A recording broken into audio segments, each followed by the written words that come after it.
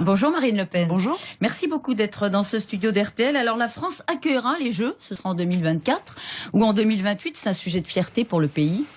Oui, c'est un sujet de fierté. Espérons que notre situation financière sera redressée d'ici là, car chacun sait que les Jeux n'apportent pas de bénéfices supérieurs aux dépenses qu'ils génèrent. On ne peut pas se les permettre dans l'état actuel de nos finances publiques? Écoutez, si on pouvait se les permettre, je pense que le gouvernement ne serait pas en train de faire des coupes budgétaires partout, y compris dans les secteurs où il ne devrait en aucun cas en faire, comme les secteurs qui touchent à la sécurité des Français, puisque sur les 4,5 milliards de coupes budgétaires qu'annonce le gouvernement, 1,5 milliard sont faits dans les 3 ministères dont dépendent la sécurité des Français, l'armée, l'intérieur et la justice. Contrairement d'ailleurs aux annonces qui avaient été faites devant la représentation nationale par le Premier ministre. Gérald Darmanin, qui était à votre place hier matin, a bien spécifié que ça n'empêcherait pas, en tout cas ça compromettrait en rien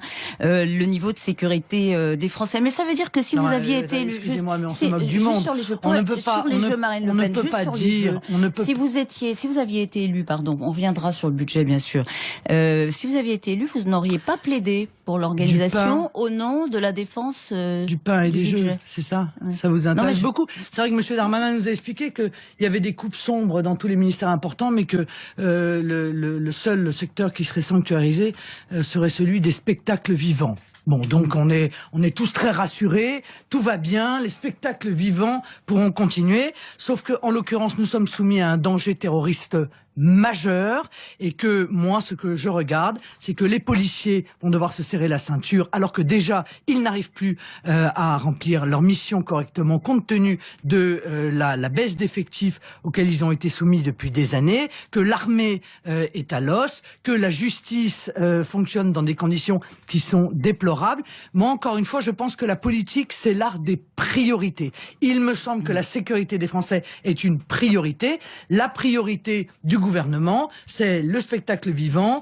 et puis faire un certain nombre de cadeaux à ceux qui ont un très gros patrimoine, notamment en supprimant l'ISF sur on compromet la sécurité des Français sur le capital. Oui, on compromet bien sûr, on compromet la sécurité des Français en faisant ces coupes et en ne respectant pas les promesses qui ont été faites il y a pourtant quelques jours par le Premier ministre. Gouvernement qui a fait volte-face sur le calendrier des baisses d'impôts pour en faire bénéficier les Français plus vite, dès 2018, il a bien fait. Et quels Français? Les Français, par exemple, qui vont pouvoir bénéficier... Ceux qui ont un très gros patrimoine financier et qui payent l'ISF. Ceux qui vont bénéficier de la flat tax. Pas les Français qui vont voir augmenter la CSG, parce que eux, ils vont enregistrer une baisse de 2%. Quand même de leurs revenus. C'est le cas des salariés et des retraités qui vont voir augmenter. Pour les salariés, de baisse de cotisation sociale, oui, qui est supérieure à la hausse de la CSG. Non, madame, qui est très inférieure à la hausse de la CSG, contrairement à ce qui vous a peut-être été dit par le gouvernement. En l'occurrence, cette hausse de la CSG est supérieure probablement de près de 4 milliards aux baisses qui sont annoncées. Donc, en réalité, on prend de la main droite et on rend un peu moins de la main gauche que ce qu'on a pris de la main droite. Tout ça, c'est malhonnête à l'égard des Français qui sont aujourd'hui dans une situation extrêmement difficile, d'autant plus malhonnête qu'on est en train encore une fois, faire voter par le Parlement la loi d'habilitation pour que le gouvernement, par ordonnance, mette en œuvre toute une série de mesures qui vont considérablement précariser les salariés. La loi travail pénalise les salariés. Bien sûr, elle pénalise les salariés. En réalité, elle est très cynique, cette loi, car elle pénalise tout le monde, sauf les grands groupes. En réalité, on s'aperçoit qu'elle est faite au bénéfice des grands groupes. C'est parce que dit Muriel Pénicaud, qui est très sensible, dit-elle, effectivement, des grandes entreprises, à préserver les salariés des TPE, PME. Non mais elle ne peut pas dire cela à partir du moment où elle impose l'inversion des normes et où en réalité l'accord d'entreprise va avoir la barre en quelque sorte sur l'accord de branche. Ça va créer un dumping social en fait et au sein des entreprises, au sein et une concurrence déloyale au sein des mêmes branches où les grosses entreprises pourront se permettre un certain nombre de choses que les petites entreprises ne pourront pas se permettre. Elles se verront donc en réalité perdre en compétitivité au sein de leur branche. Tout ça se fera au détriment de l'emploi. Tout ça ne créera pas d'emploi. Ça facilitera les licenciements et notamment les grands licenciements collectifs qui émaillent, hélas, l'actualité de notre pays. Alors vous êtes ce matin au micro de RTL, mais ce soir la France Insoumise organise une centaine de manifestations un peu partout contre cette loi travail que vous combattez aussi.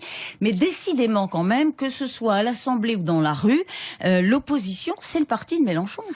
Non, ça n'est pas du tout le parti de Mélenchon. D'ailleurs, il faut écouter leurs interventions car ils passent beaucoup plus de temps à défendre les syndicats qu'à défendre les salariés. J'avoue que j'ai quand même été assez étonné. La plupart des interventions des députés de la France Insoumise consistent à défendre les syndicats. Bon, eh bien, c'est très bien, ils sont peut-être dans leur rôle, mais en l'occurrence, ils ne défendent pas le peuple français, ils ne défendent pas les salariés en faisant cela. Nous défendons bien entendu les salariés. Maintenant, il y a des règles, Paris Match, qui à la question qui si Paris Match l'a dit, si Paris Match a dit que la France Insoumise est le premier opposant, alors c'est dans un sondage IFOP publié par Paris Match qui est à la question qui incarne le mieux l'opposition. France Insoumise 40%, les Républicains 26%, Front National 21%. Or des trois, vous êtes les seuls à vous être qualifiés. J'ai vu un sondage exactement inverse. Qu'est-ce qui se passe, Marine Le Pen? J'ai vu un sondage exactement inverse il y a 10 jours. Voilà. Mais, bon, donc, soyons sérieux. Mais vous êtes peu audible, Marine Le Pen, c'est vrai. C'est vrai. Qu'est-ce qu'il vous manque, justement? Un groupe à l'Assemblée pour être plus présent? Mais bien sûr, madame, bien sûr. Ce qui est scandaleux, quand même, si on est attaché à la démocratie, c'est de s'apercevoir qu'avec 1,5 million de voix au second tour, le Front National a 8 députés, et avec 880 000 voix, c'est-à-dire la moitié moins, la France Insoumise en a 17. Voilà. Nous n'avons pas de groupe, nous sommes donc victimes, en réalité, des règles de l'Assemblée nationale, qui, évidemment, contraignent considérablement notre capacité d'action, notre même capacité de parole. Alors nous nous battons, nous le faisons tout de même, mais il est sûr que la moindre des choses serait de baisser le nombre de députés. Comme vous l'aviez dit dans votre programme, ce qu'Emmanuel Macron annonce aussi d'ailleurs, pour pouvoir faire un groupe. Non mais c'est pas le sujet. Le sujet c'est que pour faire un groupe, on devrait fixer la limite à 10 députés, comme au Sénat d'ailleurs. Ça permettrait à toute la représentation nationale de pouvoir, à égalité en quelque sorte, pouvoir défendre les Français. Or, ça n'est pas le choix du gouvernement, malgré les grandes déclarations d'attachement à la démocratie et au pluralisme qu'on a pu entendre au Congrès de Versailles. Marine Le Pen, est-ce que c'est pas aussi parce que les divisions internes au Front National couvrent tout? C'est vrai que la victoire rassemble, la défaite divise, et à ce titre, vous n'échappez pas à la règle. On entend surtout parler des règlements de compte internes à votre parti. C'est surtout ce qui vous intéresse, il faut bien le dire. Vous n'avez pas suspendu ou exclu 3, par exemple, élus de la région Bourgogne-Franche-Comté récemment, dont Sophie Montel. Sûr, mais je fais respecter la discipline dans mon mouvement, mais Sophie Montel n'a absolument pas été ni suspendue ni exclue. Mais c'est vrai. Elle a été virée de la présidence du groupe. Non, mais madame, vous savez, je crois que dans un mouvement politique comme dans un pays, il faut un minimum d'autorité. Voilà. Il faut un minimum d'ordre et un minimum de respect des règles de fonctionnement. Car sinon, eh bien, c'est le chaos. C'est le chaos, on le voit d'ailleurs dans le pays depuis des années. Qui guette le parti si vous ne prenez pas ce type de mesures disciplinaires. Et je ne laisserai pas le chaos s'installer dans mon parti. Il y a un processus. Qui veut organiser le chaos chez vous? Il y a un processus de refondation qui est à l'œuvre avec un certain nombre d'étapes dont j'entends que chacun les respecte. La critique comme ça, la sauvage, la sur critique, des tweets, etc., la provocation effectuée dans les médias, ça n'est pas admissible. Il y a un lieu pour échanger, un lieu pour débattre, un lieu d'ailleurs éventuellement pour critiquer. Ce sont les instances internes du Front National. Et de tout cela, nous sortirons une grande consultation que nous adresserons à nos adhérents, parce que dans un mouvement politique, ce sont les adhérents qui décident. Et est-ce que Florian Philippot vous a souhaité de bonnes vacances? Non, je vous dis ça parce que dans le JDD, vous auriez eu cet échange. J'attends que Marine Le Pen redevienne elle-même, elle a besoin de vacances. Et vous auriez répondu, c'est sûr que lui n'a pas besoin d'en prendre, il en a pris pendant les législatives. Non, madame, je sais que vous adorez ce genre de ragot, de ragot médiatique. Moi, je m'intéresse à des choses qui touchent la vie quotidienne de nos compatriotes.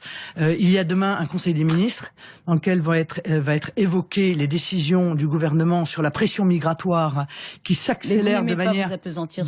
sur le problème Philippot au Front National. Mais c'est pas ça, c'est que je trouve que ce sont des considérations inintéressantes pour les Français. Les gens qui nous écoutent, ils attendent des solutions aux souffrances qu'ils vivent au quotidien, pas des histoires comme ça de cloche-merle et de ragots journalistiques. Excusez-moi, voilà. Là encore, je fais un choix et j'ai le sens des priorités. Donc moi, ce que j'aimerais, c'est que demain, on entende un gouvernement nous dire qu'on va cesser la pression migratoire, arrêter l'immigration. Je crains hélas que les annonces soient contraires et que au moment où on serre la ceinture des Français, eh bien, on va multiplier les mesures extrêmement coûteuses pour continuer à accueillir des centaines de milliers de migrants que nous n'avons plus les moyens de loger, plus les moyens de soigner, plus les moyens d'éduquer. Merci Marine Le Pen d'avoir été notre invitée ce matin sur RTL et bel été à tous.